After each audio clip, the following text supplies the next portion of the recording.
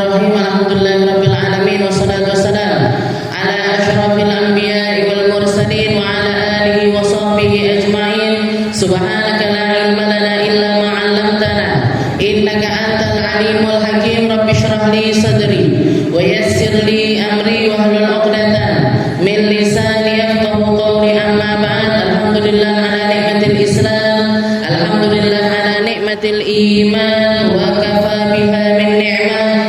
Alhamdulillah, segala puji bagi Allah Subhanahu wa taala yang memberi kita nikmat Islam iman, memberi kita nikmat sehat serta kesempatan untuk menjadi hamba-hamba Allah taala yang mengikatkan dirinya dengan Al-Qur'an lewat bacaan, lewat pemahaman, lewat keilmuan, lewat syariat-syariat yang Allah taala bataskan untuk kita sebagai manusia yang menjadi khalifatan fil ard, makhluk yang diciptakan sama Allah taala dengan tanggung jawab yang besar, dengan tujuan yang mulia, dengan perkara-perkara baik yang ingin Allah taala sematkan di dalam diri hamba-hamba Allah taala tersebut, di dalam diri seorang manusia untuk mengisi buminya Allah taala dengan berbagai macam bentuk ibadah.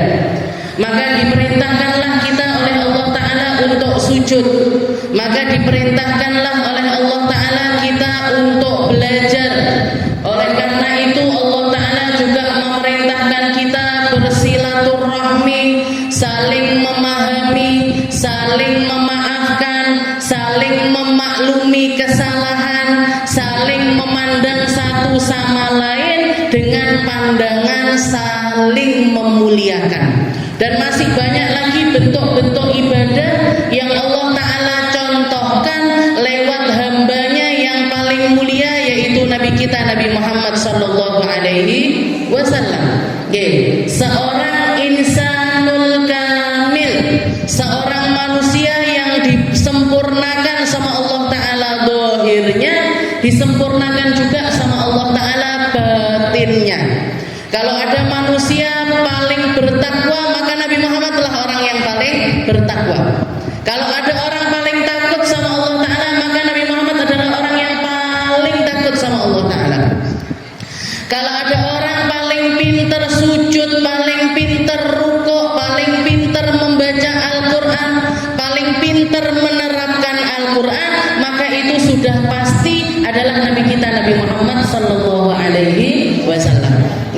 Dan segala sesuatu yang datang dari Allah lewat Nabi Muhammad sallallahu alaihi wasallam itu dicatat dengan catatan sejarah yang luar biasa detail, luar biasa luas, luar biasa banyak, akan kita temukan di dalam segala bidang, akan kita temukan di dalam segala contoh aspek kehidupan. Nabi Muhammad sebagai seorang pemimpin ada, Nabi Muhammad sebagai seorang ayah ada, Nabi Muhammad sebagai panglima perang ada, Nabi Muhammad sebagai seorang ilmuwan ada, Nabi Muhammad sebagai manusia dengan status pekerjaan apapun ada, Bu. Nabi Muhammad pernah jadi karyawan. Nopo karyawan? Kerja sama orang lain, digaji, dikasih upah. Kapan itu? Sebelum beliau menikah dengan Sayyidah Khadijah. Maka ketika beliau jadi karyawan terbaik, Bu. Disiplin, gak nyolongi waktu, gak berkhianat, amanat, sehingga apa? Sehingga bosnya jatuh cinta, sehingga tuannya ini tertarik sekali dengan beliau. Di luar parasnya yang indah, di luar fisiknya yang luar biasa bagus, tapi yang paling menarik hati Sayyidah Khadijah adalah akhlaknya yang luar biasa. Makanya dikatakan, para ulama mengatakan, inna jamalan ghibah. Bentuk keindahan itu, bentuk ketampanan itu ada dua versi. Ada jamal, ada keindahan, ada kegantengan, itu jamalul fitnah. Kegantengannya ini bikin orang terpikat sampai datangkan fitnah di mana-mana. Enek wong wedok ayu yang datang ngelamar 5 orang, sing ditompo orang nggih siji. Mosok nggih 5-5ne ditompo, nggih to? Ini sebelum sampai yang salah satu diterima ini, Bu. 5 orang ini pasti bersaing dengan sengit. Iki ngelek-ngelek iki ngelek-ngelek iki, ini menjatuhkan yang ini menjatuhkan yang itu. Ini namanya keindahan apa ini? Jamalnya jamal apa? Kecantikannya ini cantik apa? Cantik yang bawa fitnah. Dan rata-rata kegantengannya seseorang ataupun kecantikannya seseorang, ini versi yang ini, versi yang mendatangkan fitnah. Bahkan Nabiullah Yusuf sekalipun, salah seorang nabinya Allah Ta'ala, salah seorang rasulnya Allah Ta'ala, yang memang yang ditampakkan, ditonjolkan sama Allah Ta'ala pada diri beliau ini adalah jamaluhu, keindahan paras wajahnya, itu mendatangkan fitnah yang luar biasa. Bikin tuan putrinya, istilahnya istri dari bapak angkatnya yang ngopeni Nabiullah Yusuf sendiri, jatuh cinta, Zulaikha. Yang sampai yang diinginkan apa? Yang diinginkan tentu adalah sebuah nafsu. Orang itu kalau tertarik dengan kegantengannya orang atau kecantikannya orang, puncaknya yang diinginkan apa? Gak keluar dari hal yang semacam itu, Bu. Gak keluar dari perzinahan, gak keluar dari pelampiasan syahwat. Maka dikatakan Zulaikha waktu itu jatuh cinta luar biasa kepada Nabiullah Yusuf, sampai pengen melakukan sesuatu yang keji, sampai pengen melakukan sesuatu yang buruk.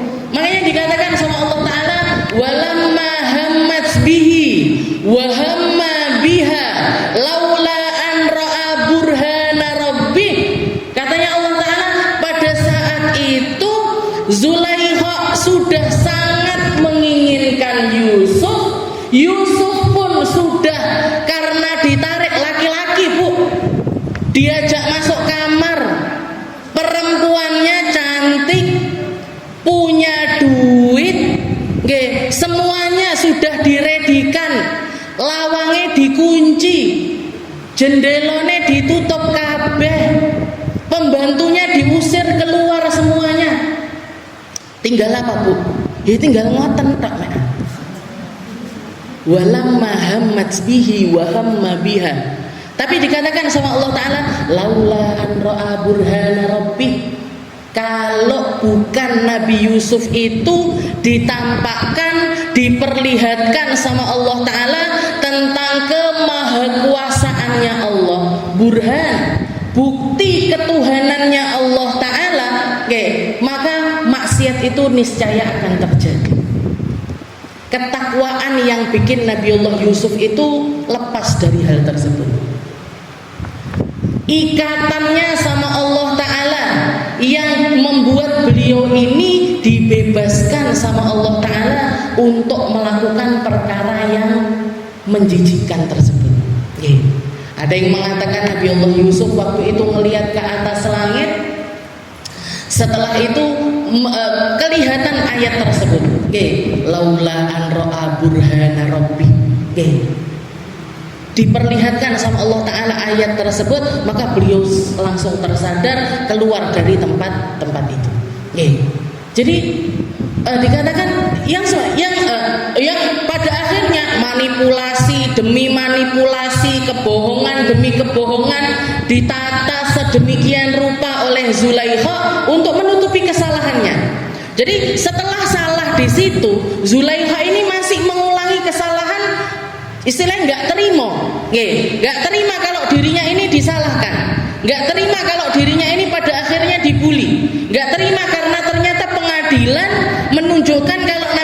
Yusuf yang benar dan dialah yang salah. Lewat kuasanya Allah Ta'ala dengan adanya seorang bayi yang tahu-tahu ngomong di situ, yang tahu-tahu berbicara di pengadilan tersebut. Wahai hakim, lihat pakaiannya Yusuf. Kalau pakaiannya itu qudda min qubul, kalau pakaiannya itu robek di depan, berarti dia yang pengen. Berarti Yusuf yang salah, Zulaikha yang benar. Tapi kalau yang robek ini di bagian belakangnya, berarti bukan Yusuf yang pengen. Apa enek wong nyuwek klambi mburi? Ada nggak orang, saya pengen buka baju, keren, belakangnya yang disobek. Jenengan kalau pakai baju niki bukaannya depan apa bukaan belakang? Iya, sekarang modelnya enek depan enek belakang. Baju zaman dulu depan tok, Bu. Siapa yang mau bikin kancing belakang? Resleting belum ada. Kalau sekarang kan ada resleting depan, ada resleting belakang. Zaman dulu nggak ada.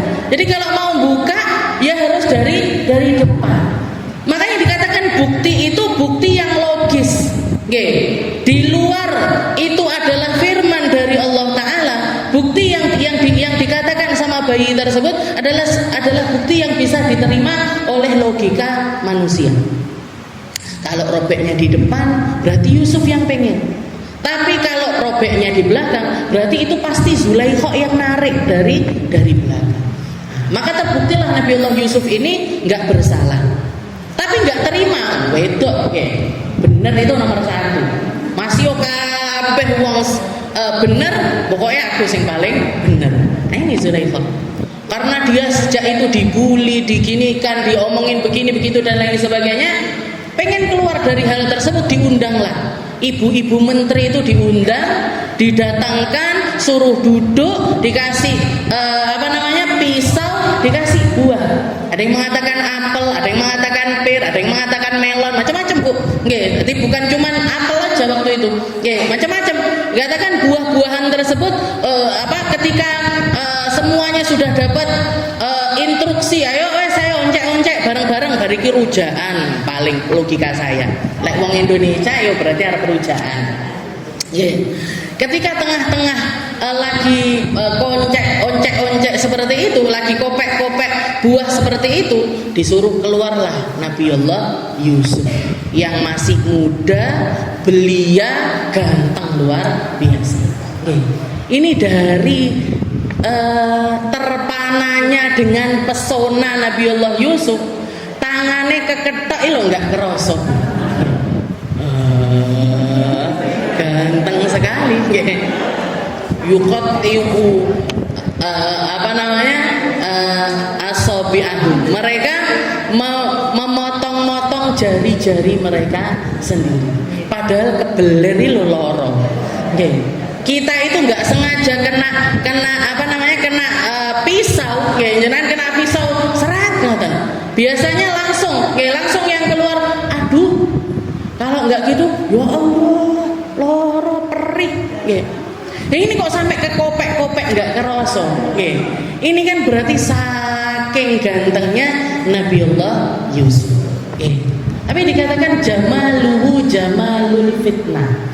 Tapi keindahannya rata-rata manusia yang dikasih anugerah sama Allah Ta'ala ganteng ataupun cantik itu bawa fitnah. Bawa fitnah. Makanya perempuan dan fitnah itu kalau ada di dalam perempuan, di dalam kecantikan itu kalau ada di dalam diri seorang perempuan, itu fitnahnya double-double. Bisa dikatakan kalau laki-laki itu fitnahnya 1, perempuan itu fitnahnya bisa 10. Fitnahnya itu bisa 10. Fitnah untuk pengen mengekspos kecantikannya, fitnah untuk selalu pengen eksis, apalagi zaman sekarang didukung perangkat media dan lain sebagainya. Wong ayu wis panggah kota foto ngeluhur ngisor kanan kiri. Seniku wis lumrahnya. Wong sing gak ayu nggih ngoten. Yang biasa-biasa aja kayak gitu. Apalagi yang cantik-cantik. Eman-eman Instagram saya. Dan itu nanti yang nge-like ya wakeh.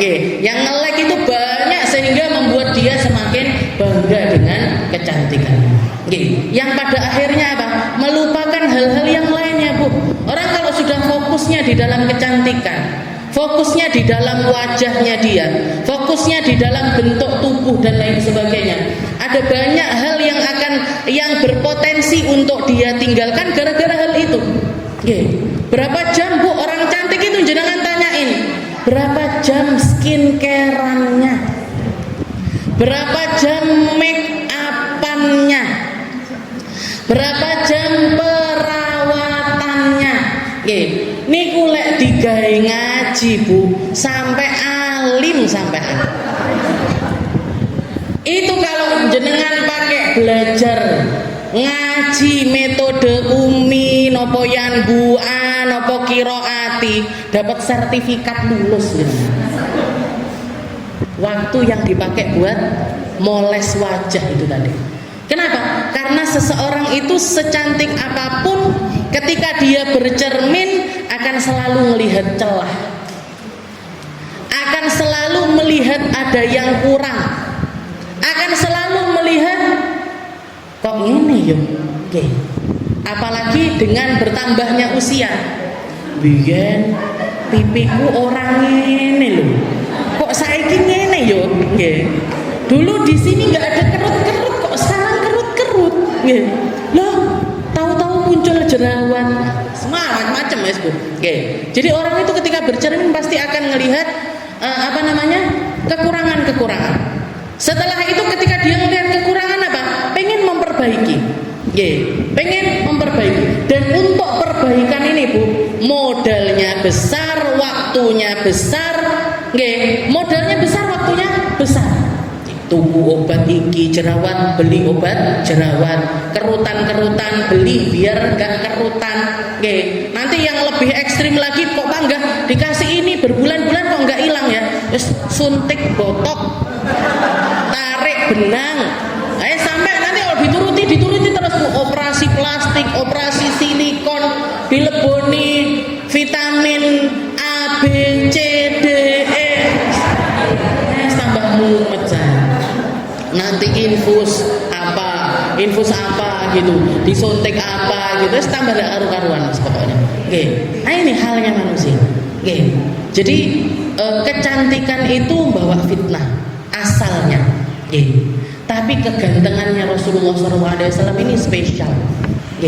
Nabi Muhammad itu jamaluhu jamalul haibah. Kegantengannya Nabi itu ganteng haibah, ganteng yang berkarisma. Sehingga apa? Sehingga walaupun ada fitnahnya, tapi tertutupi dengan haibahnya Nabi Muhammad Sallallahu Alaihi Wasallam. Makanya diceritakan ada seorang perempuan, ibu-ibu, nenek-nenek, ketika punya kesempatan untuk ketemu sama Rasulullah Sallallahu Alaihi Wasallam, itu dia nggak bisa menahan, seluruh badannya itu bergetar. Ngerok, Bu. Di hadapannya Nabi Muhammad SAW dia itu bergetar sekali. Kakinya lemes, tangannya gemetar, keluar keringat dan lain sebagainya. Maka Nabi Muhammad SAW menenangkan perempuan tersebut sambil mengatakan, ihda'i ya ummah, fa inni rajulun, fa inni abdun. Tenanglah kamu wahai ibu, saya ini hanyalah seorang hamba yakulul qadid, yang sering makan daging kering. Yang masih sering makan sesuatu yang yang enggak dianggap makanan mewah, bukan. Gampangnya gini, gampangnya kalau orang tulung aku, tenang, aku sik mangan pecel. Tenang, saya masih suka makan lodo.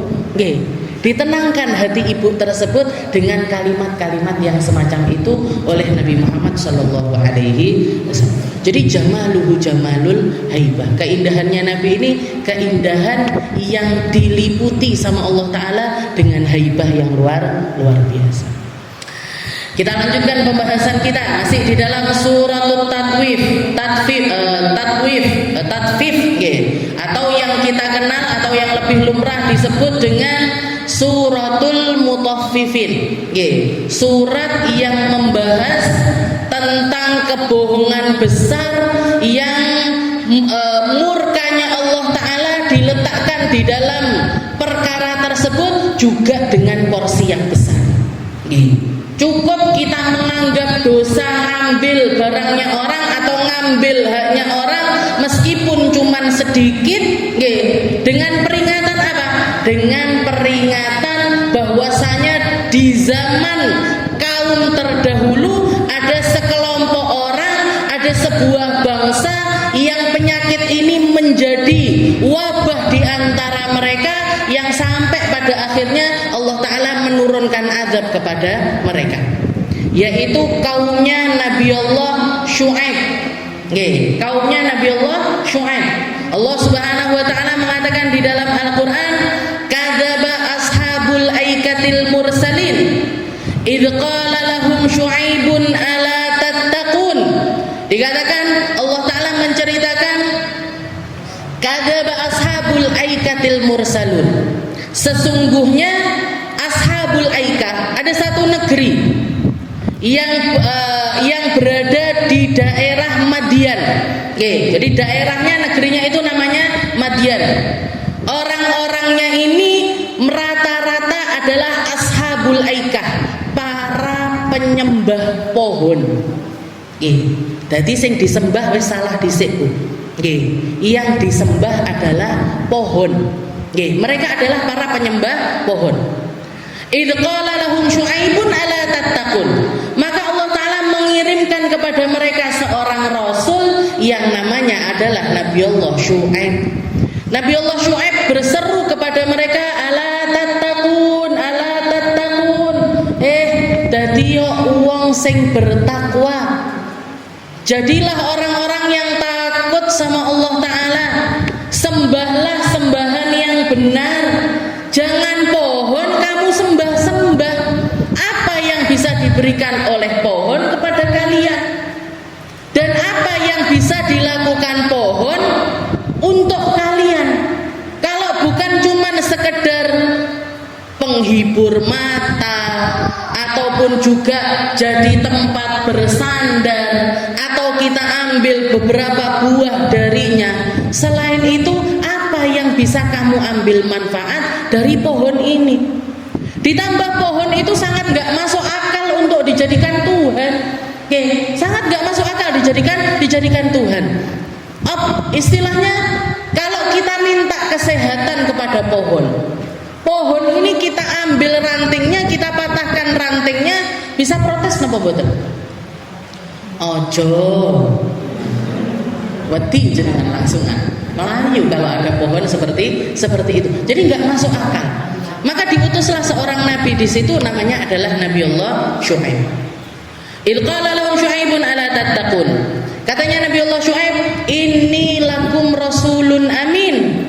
Saya adalah utusan Allah Ta'ala yang diberi amanah untuk membawa kebenaran kepada kalian. Fattaqullaha wa athi'un. Maka takutlah kalian kepada Allah dan taatlah kepada Allah. Wa ma as'alukum alaihi min ajr in ajriya illa ala rabbil alamin. Ditambah lagi, saya ini adalah utusan yang diperintahkan sama Allah Ta'ala untuk melakukan segalanya dengan penuh keikhlasan. Salah satu bukti nyatanya, salah satu bukti paling besarnya, la as'alukum alaihi ajro. Saya enggak minta upah untuk dakwah saya.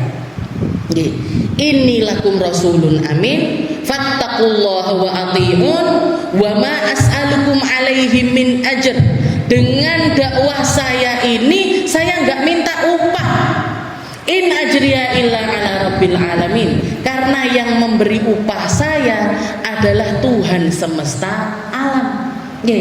Makanya dikatakan orang-orang ahli ikhlas, orang-orang yang memiliki, yang pengen masuk di dalam golongan ahli ikhlas, itu salah satu hal yang mereka usahakan adalah tidak menerima upah atas apa yang mereka lakukan. nggak nyari upah Bu, nggak nyari duit, nggak nyari amplop, nggak nyari bisyarah. Kalau salah satu hal yang Allah Ta'ala berikan identitasnya Nabi Muhammad SAW yang dituliskan sama Allah Ta'ala di dalam Injilnya adalah Nabi akhir zaman, adalah Nabi yang tidak menerima sedekah, adalah Nabi yang tidak menerima infak, tapi beliau hanya menerima hadiah. Kalau hadiah diterima sama Nabi, kalau sedekah enggak diterima sama Nabi. Makanya dikatakan Sayyidina Salman Al-Farisi, Sayyidina Salman Al-Farisi, karena beliau sebelum masuk Islam ini sudah mengkaji Injil luar biasa. Ketika ketemu sama Nabi Muhammad, ikut nyambut Nabi Muhammad tapi belum beriman, beliau pengen membuktikan hal tersebut. Datang pertama kali Rasulullah lagi duduk di depan para sahabat, beliau bawa senampan kurma ataupun juga anggur, pokoknya buah-buahan, dibawa diletakkan di depan Nabi. Setelah itu Sayyidina Salman mengatakan, ya Muhammad, hadhi sadaqatan minni. Wahai Muhammad, ini nampan ini, isi yang ada di nampan ini saya berikan kepadamu sebagai sedekah. Saya berikan kepada kamu sebagai sedekah. Maka dikatakan Rasulullah menerima hal tersebut, nggak ngambil sama sekali, tapi langsung diberikan kepada para sahabat. Kulu antum, silahkan makan. Hari kedua katanya Sayyidina Salman ketika melihat hal tersebut, beliau mengatakan ini tanda pertama. Ini adalah tanda pertama. Besoknya datang lagi, bawa nampan lagi diisi dengan buah-buahan, ditaruh di depan Nabi. Setelah itu mengatakan, ya Muhammad, hadhihi hadiyatan minni. Wahai Muhammad, yang ini saya berikan kepadamu sebagai bentuk hadiah dari saya. Maka dikatakan Rasulullah ngambil, dimakan. Setelah itu diberikan kepada para sahabat sambil mengatakan, kulu antum, silakan makan. Maka Sayyidina Salman mengatakan ini bukti yang kedua. Bukti ketiga apa? Bukti ketiga ada stempel yang Allah Ta'ala letakkan baina katifaihi, di antara dua pundaknya Nabi itu, di belakangnya ada stempel kenabian. Ada semacam tanda lahir yang menunjukkan kalau mereka ini adalah manusia-manusia limited edition. Terbatas Bu, keluarnya terbatas. Bahkan setelah Nabi Muhammad, Allah Ta'ala sudah tidak mengeluarkannya lagi. Sudah enek Nabi, tidak ada Rasul. Jadi kalau jenengan nyari Nabi saiki sopo, tidak enek. Rasul saiki sopo, tidak enek. Tak boleh aneh. Nenggone punggungnya orang-orang ini barangkali enek tanda kenabian. Kalaupun ada Bu, niku bukan stempel kenabian, niku toh tanda lahir aja. Jadi dikatakan yang ketiga ini agak sulit. Yang ketiga ini agak sulit. Maka dikatakan Sayyidina Salman munyer. Piye carane mosok Muhammad mbok klambine dibuka titik kan nggih gak enak ngoten. Gitu. Masa mau ngomong seperti itu. Maka beliau ngiter. Maka dipanggil sama Nabi, disuruh datang, suruh mendekat sama Nabi. Setelah itu Rasulullah yang buka bajunya sendiri sambil mengatakan, hadza ma turid. Ini kan yang kamu inginkan wahai Salman. Maka dikatakan Sayyidina Salman langsung meluk Nabi Muhammad SAW sampai kulitnya bertemu dengan kulit Nabi. Karena waktu itu beliau buka bajunya, kulitnya Sayyidina Salman ketemu sama kulitnya Nabi, dan beliau langsung mengucapkan asyhadu alla ilaha illallah wa annaka rasulullah, dan kamu adalah utusan Allah. Setelah itu disuruh cerita sama Nabi di depan para sahabat tentang jalan keislamannya Sayyidina Salman Al-Farisi. Jadi Allah Ta'ala ngirimkan para nabi, para rasul. Salah satu alasan terkuat Allah Ta'ala ngirimkan para nabi, para rasul adalah ketika melihat adanya keburukan yang sudah meluas. Makanya Nabi Allah Lut dikirim ke siapa? Ke kaum yang sudah nggak normal lagi di dalam tabiat kemanusiaannya. Lumrahnya manusia itu perempuan suka sama laki-laki, laki-laki suka sama perempuan. Tapi kaumnya Nabi Allah Lut enggak, Bu. Laki-lakinya suka sama laki-laki.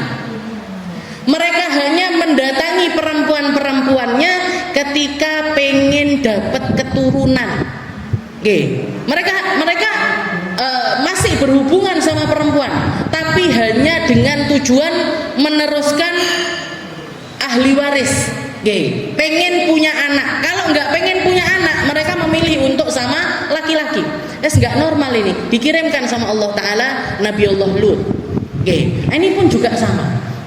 Nah, ini termasuk sesuatu yang buruk, dan keburukannya ini juga besar adalah al-mutaffifin, orang-orang yang ngambil haknya orang lain, kecil-kecil tapi wakeh, sedikit-sedikit tapi sering, sedikit-sedikit tapi sering, dan itu menjadi sesuatu yang tidak termaafkan di akhirat nanti.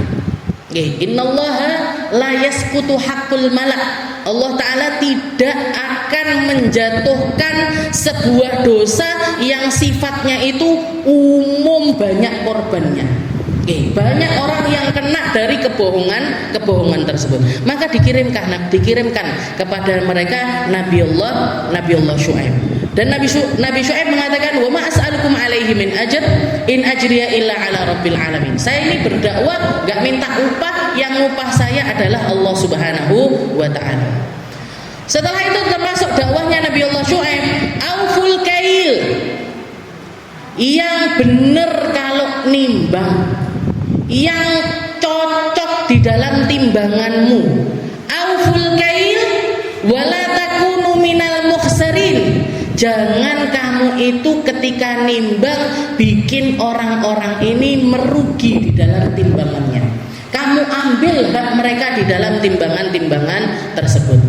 Penjual kain, jual kain, ketika ada orang beli, saya mau beli 3 meter, saya mau beli 3 meter, diambillah, diukur sama dia 2 meter 70, wes diketok. Korupsi 3 cm, Bu Mea. Cuma 30 cm, 30 cm gede nggih, enggak usah berarti 2 meter 95, nggih. Cuman korupsi 5 cm. Ndak ketok, Bu, 5 cm itu. Enggak ngeh juga orang ini tadi kalau dipotong semacam itu. Tapi itu dosanya besar sekali. Orang ukur tanah ditambah-tambahi atau dikurang-kurangi. Kalau dia beli maunya ditambah. Ini toko iki sing iki lemahku ya an. Sing iki lemahku, atau kalau enggak gitu, kalau di desa-desa patokannya digeser. Abah saya itu ketika beli rumah yang di depan, yang sekarang juga jadi toko Elsa kedua itu heran sama bentuk tanahnya. Heran sama bentuk tanahnya, Bu. Depannya lebar, tapi ke belakang ini nyeluwek gitu. Kata abah saya, apa yo enek wong ngetok tanah ngene iki, apa yo enek? Apa ada orang motong tanah seperti ini apa ada? Ini pasti orang sebelah yang punya tanah sebelah, entah zaman sekarang atau sebelumnya, atau generasi sebelumnya lagi yang secara dolim makan tanah tetangganya. Yang sebelah sininya juga, Bu. Yang makan siapa? Yang makan KAI. Abah saya malah keluar brand ini. Karena jenengan tahu rumah saya. Itu abah saya kalau bangun rumah itu, biasanya temboknya itu bangunnya itu bukan pas mepet sama tulisan mana daerahnya, enggak, tapi ini kan digeser sedikit. Kalau jenengan lihat rumah saya di Kampung Dalem, itu rumah pertama abah saya, itu gang sebelahnya dulu kecil sekali. Begitu abah saya beli tanah tersebut, ketika dibangun sebagian hampir 1 meter, kata tetangga itu hampir 1 meter tanahnya itu itu memanjang dari depan sampai belakang itu disedekahkan untuk jadi tanah, disedekahkan untuk jadi jalan, sampai akhirnya jadi jalan.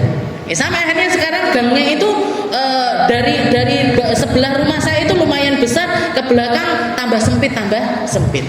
Kenapa? Diberikan sama abah saya. Kata abah saya, mendingan kita ini ngurangi, apalagi pinggir jalan, sehingga banyak orang akan mendapatkan kemanfaatan di situ. Tiap orang lewat kan berarti abah saya dapat kiriman pahala. Setiap kali ada orang yang memanfaatkan jalan tersebut, mobil, motor, sepeda, pejalan kaki, kalau tanahnya atau jalannya tambah besar, kan ada banyak orang yang dapat kemanfaatan. Dan itu abah saya percaya ini akan jadi jariah saya.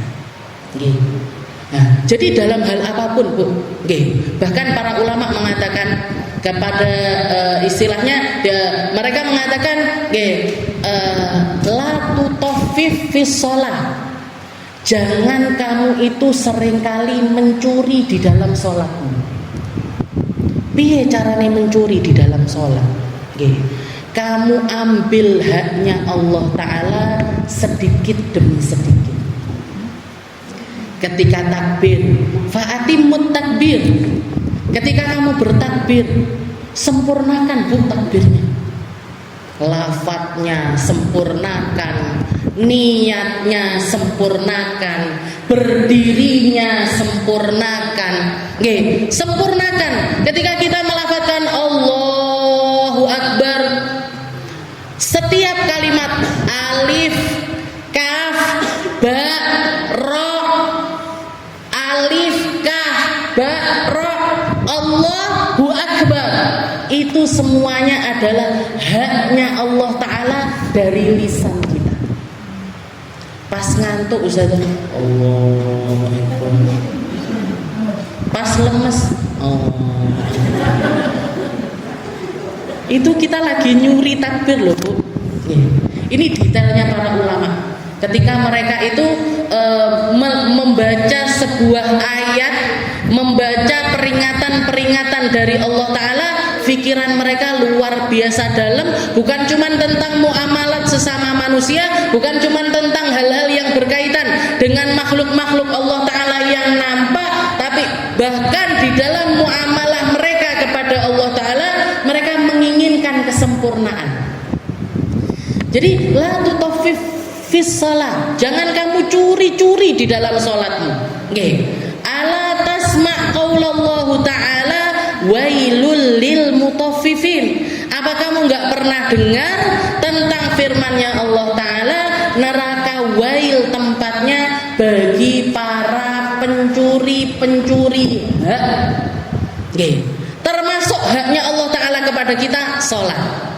Termasuk haknya Allah Ta'ala kepada kita kesempurnaan sholat. Termasuk haknya Allah Ta'ala kepada kita keikhlasan sholat. Termasuk haknya Allah Ta'ala kepada kita adalah kekhusyuan di dalam sholat. Meskipun itu sesuatu yang sulit sekali, Bu, untuk dilaksanakan, tapi berusahalah untuk mencapai kesempurnaan tersebut. Fatihah dibenak nih, rukuknya disempurnakan, iktidalnya, sujud, rukuk di antara dua sujud, duduk di antara dua sujud, tasyahud, bahkan sampai salam sekalipun berusahalah semaksimal mungkin untuk menyempurnakannya.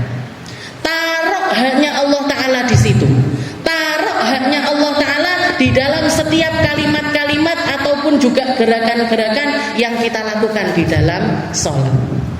Begitu juga di dalam puasa, zakat, haji, umroh, ada haknya Allah Ta'ala di situ. Tilawatul Quran, kita baca Al-Quran, ada haknya Allah Ta'ala di situ. Apa haknya Allah Ta'ala? Haknya Allah Ta'ala untuk kita membacanya dengan benar. Makanya belajar ngaji itu harus, Bu. Belajar tajwid itu harus.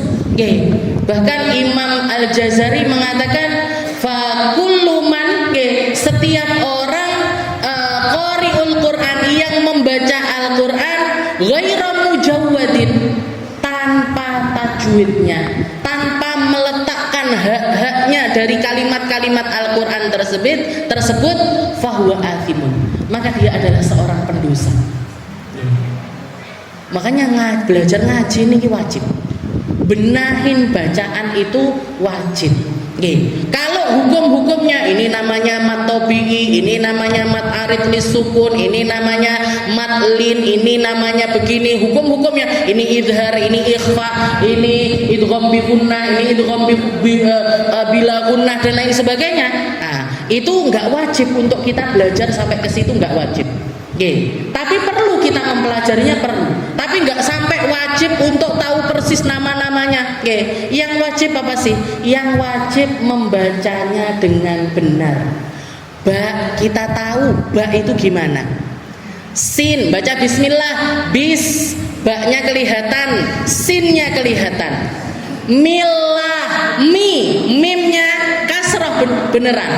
Nggak bismillah. Bismillah, nggak ada, me itu nggak ada. Harokat itu nggak ada, kecuali di dalam majreha wa mursaha, majre imalah. Walaupun nanti di qiraah-qiraah yang lain ada, imalah yang lainnya. Tapi yang terkenal, yang masyhur, cuman di lafadz majre. Selain itu semuanya harus i, Bu. Bi, nggak oleh b. Bismillah, nggak oleh, Bu. Nggak ada. Jadi imalah di lafadz yang lain nggak ada. Haknya ba ditaruh, haknya sin ditaruh, haknya mim ditaruh, haknya alif lam jalalah ditaruh, haknya hak ditaruh. Ketika tasydid bismillahirrahmanirrahim, ra itu ra tasydid, berarti apa? Di situ ada dua ra. Sebenarnya ada dua ra. Ra pertama disukun, ra kedua di fathah. Ra sukunnya harus kelihatan, ra fathahnya juga harus kelihatan. Bismillahirrahman. Salah bisa. Ayo. Jangan ngambil. Jadi belajar untuk ngati-ngati, belajar untuk menyempurnakan. Selama seseorang itu tahu apa yang bermasalah dari dirinya, apa yang masih kurang dari dirinya, dan dia berusaha untuk memperbaikinya, sisanya diampuni sama Allah Ta'ala, Bu. Yang enggak terampunkan itu ketika dia itu enggak mau tahu. Saku yus ngene Gusti, salahin biyen. Nggak boleh kayak gini. Makanya kalau jenengan dengar doanya hataman Al-Quran, itu kan ada minta ampun sama Allah Ta'ala. Ya Allah, saya minta ampun. Kalau harusnya panjang, saya nggak manjangin. Kalau harusnya dengung, saya nggak dengung. Kalau harusnya jelas, saya nggak jelas. Minta ampun ya Allah, dipreteli sama para ulama. Kenapa? Orang yang mengarang doa-doa tersebut adalah orang-orang yang ngerti hak-haknya Al-Quran, hak-haknya huruf Al-Quran, hak-haknya segala sesuatu yang terkandung di dalam Al-Quran. Jadi sampai seperti itu para ulama kita itu menata keadaan hidupnya. Wa uful kaila wa la takunu minal mukhsarin. Jadi dakwahnya Nabiullah Syuaib, beliau mengatakan kepada umatnya, auful kail wa la takunu minal mukhsarin. Yang benar di dalam timbangan, jangan jadi orang-orang yang merugikan orang lain. Wazinu bil qistasil mustaqim wa la tabkhasun nasa asya'ahum wa la ta'tau fil ardi mufsidin, sampai ayat yang mengatakan fakadzabuhu. Pada akhirnya mereka memilih untuk mendustakan Nabiullah Syuaib, sehingga Allah Ta'ala pun mendatangkan azab yang pedih kepada mereka. Azab yaumadullah namanya. Azabnya ashabul aikah, azabnya kaum Madian itu diazab sama Allah Ta'ala dengan satu hari yang dinamakan dengan yaumudullah. Yaumudullah ini apa? Hari di mana Allah Ta'ala menjadikan negeri tersebut panas luar biasa, panas nemen, panas yang amat sangat, sehingga dan ketika mereka itu melihat ke atas langit, mereka melihat ada gundukan awan yang berlapis-lapis. Mereka kira dengan berlindung di bawah awan tersebut mereka akan mendapatkan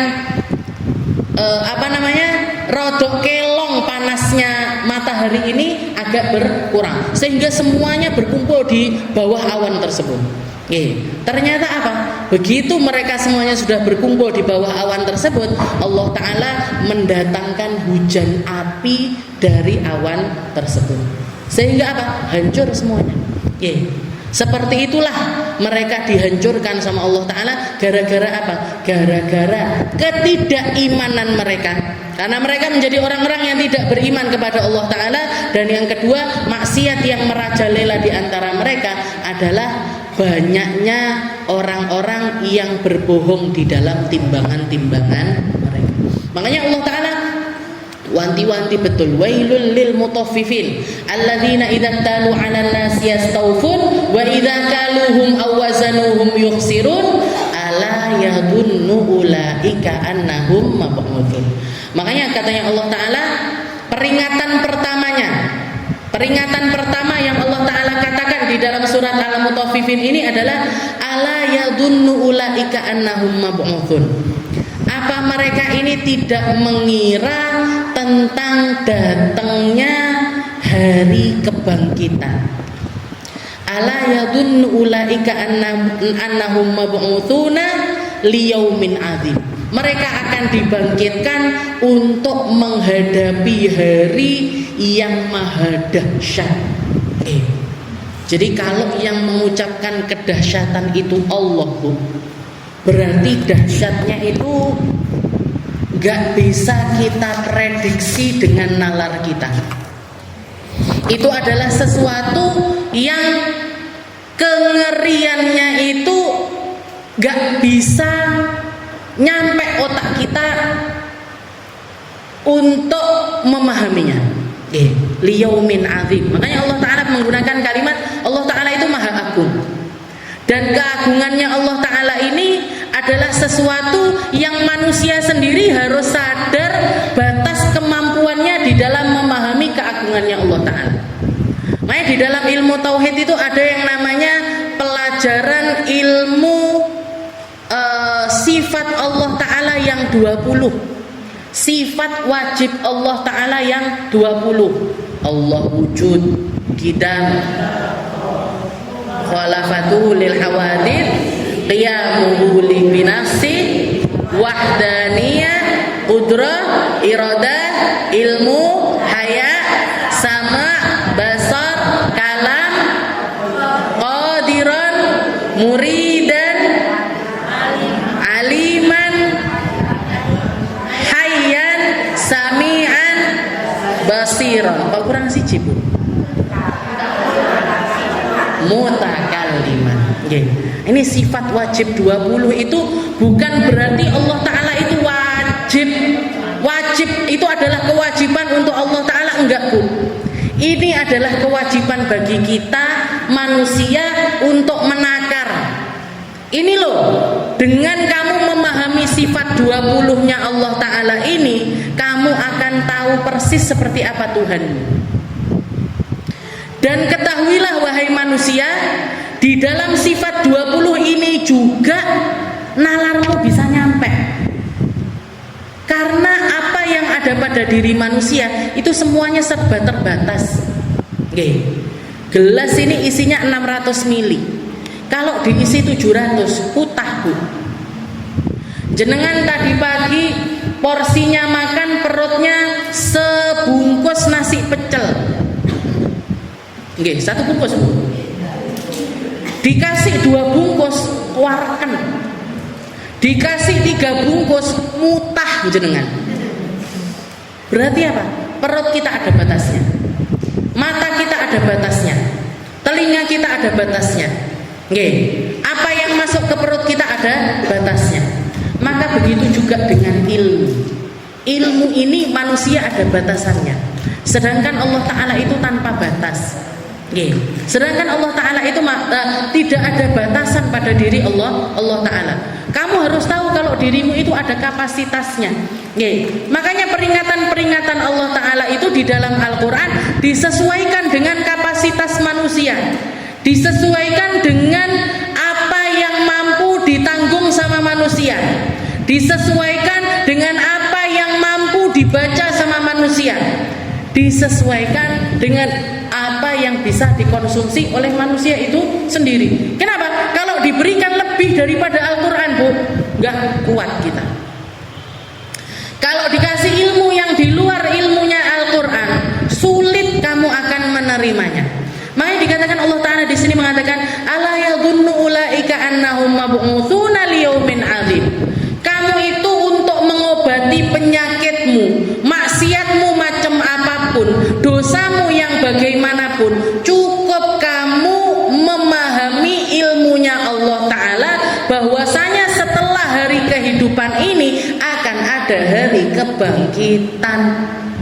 Nyapa toh Gusti, aku kok dikongkon sholat, wis toh sholat toh. Kamu nanti akan lihat pahalanya di akhirat. Mau akalmu nyampe, mau akalmu nggak nyampe, sholat toh dhisik. Biar apa? Biar tidak sengsara kamu di akhirat. Oke. Maka termasuk ini, kalau kita mau ngobati ini, saya ini orang yang nggak jujur, Ustazah. Saya ini orang yang masih sering begini. Saya ini masih orang yang suka bohong. Saya masih cukup.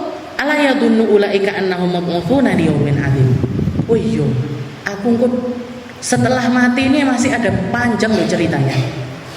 Setelah saya dicabut nyawanya sama Allah Ta'ala, dan kematian itu satu-satunya perkara yakin yang pasti akan datang ke kita. Cukup al-maut, cukup kematian itu jadi peringatan dan jadi pengobat yang paling handal untuk mengobati keadaan diri kita. Para ulama mengatakan ala yadunnu ulaika annahum mab'utsun. Ala yadun, apa mereka tidak mengira. Di sini Allah Ta'ala pakai kalimat apa mereka tidak mengira. Ay tayaqqana. Dikatakan sama Imam Jalalain yang dimaksud dengan ala yadun, perkiraan mereka itu harusnya sesuatu yang sudah nyampe ke tingkat yakin. Buat siapa? Lil mu'minin. Untuk orang-orang iman menafsirkan ayat ini atau mengartikan ayat ini, jangan pakai kata-kata apa mereka ini nggak yakin, apa mereka ini masih meragukan tentang datangnya hari kebangkitan, yaitu hari yang sangat agung. Tapi gimana cara kita menerjemahkannya? Untuk orang mukmin pakai ilmu, Bu, pakai yakin. Apa mereka ini nggak yakin? Yang harusnya mereka ini yakin. Kenapa? Karena kalian beriman sama Allah. Kalian sujud, kalian rukuk, kalian puasa Ramadan, kalian bayar zakat, kalian berhaji, kalian berumroh. Mosok wong wis umroh panggah nyolongi duite uang? Masa kalian sujud, kalian memanipulasi orang lain? Kan enggak gandeng, Bu. Orang sholat korupsi enggak gandeng blas. Orang sujud maling enggak gandeng. Orang iman zina enggak gandeng, Bu. Enggak gandeng. Kenapa? Kamu itu sudah beriman, kamu itu percaya sama Allah Ta'ala. Kok masih bisa melakukan hal yang semacam itu? Maka peringatannya Allah Ta'ala, ala yadunnu ulaika annahum. Jadi kalau untuk orang iman kita mengartikannya tayaqqana. Ala tayaqqana, apa mereka ini enggak yakin? Kalau nanti dibangkitkan sama Allah. Baru kalau orang-orang non-muslim, orang-orang kafir, orang-orang yang enggak beriman, nah ini namanya ad-don.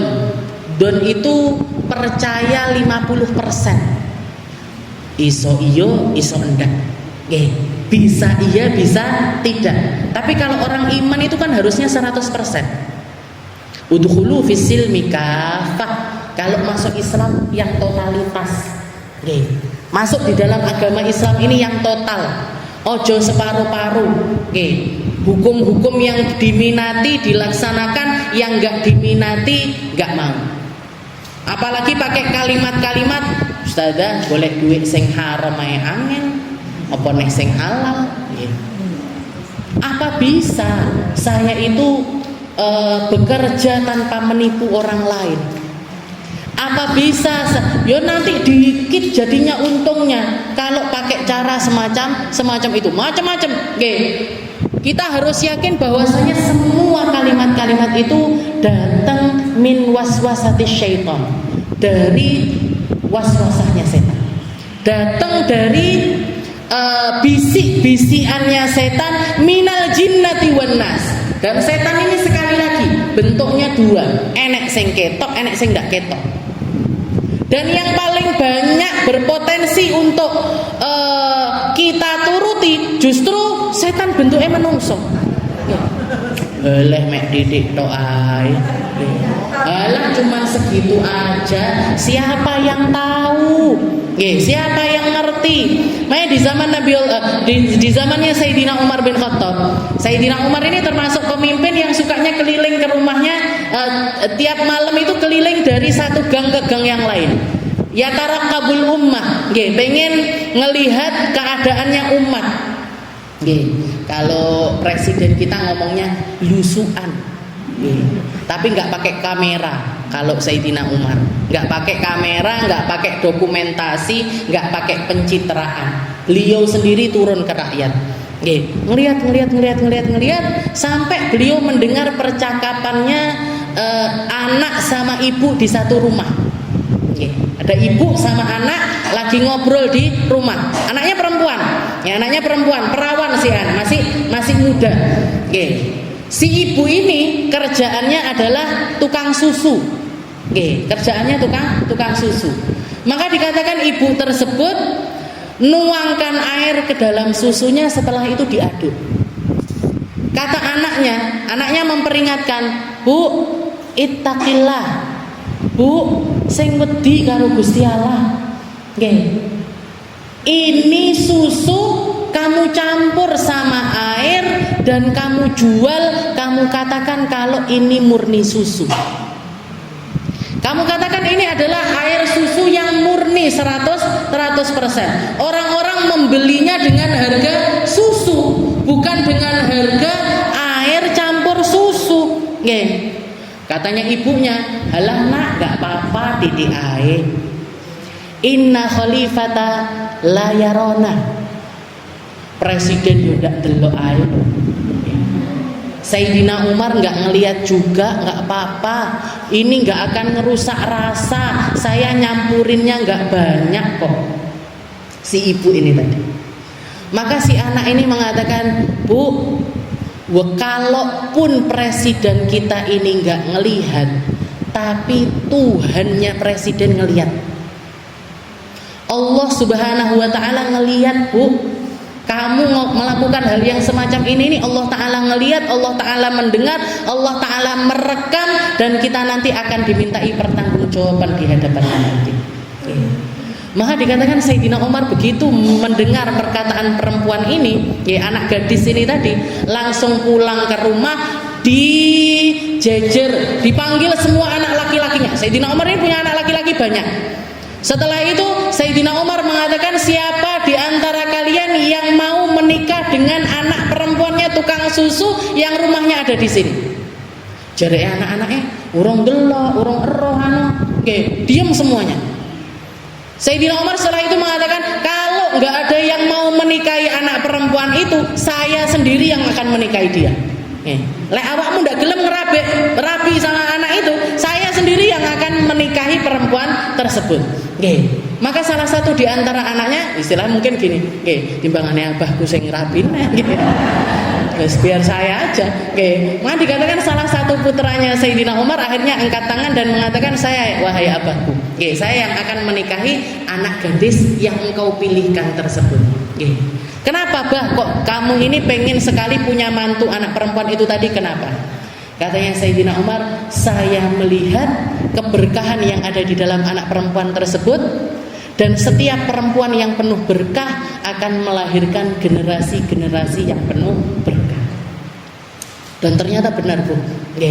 Dari anaknya Sayyidina Umar yang nikah sama anak penjual susu itu tadi, lahir anak laki-laki, setelah itu lahir anak perempuan yang pada akhirnya menjadi ibu dari Sayyidina Umar bin Abdul Aziz, seorang pemimpin umat yang paling adil.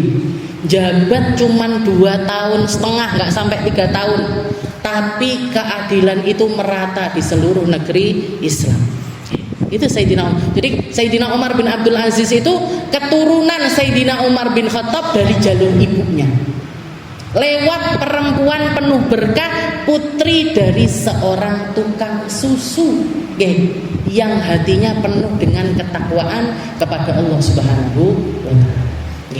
Ala yadunnu ulaika annahum mab'utsuna liyaumin 'adzim yauma yaqumun nasu lirabbil alamin. Kalla inna kitabal fujjari lafi sijjin wa ma adraka ma sijjin wallahu a'lam bissawab. Insyaallah kita lanjutkan di pertemuan selanjutnya.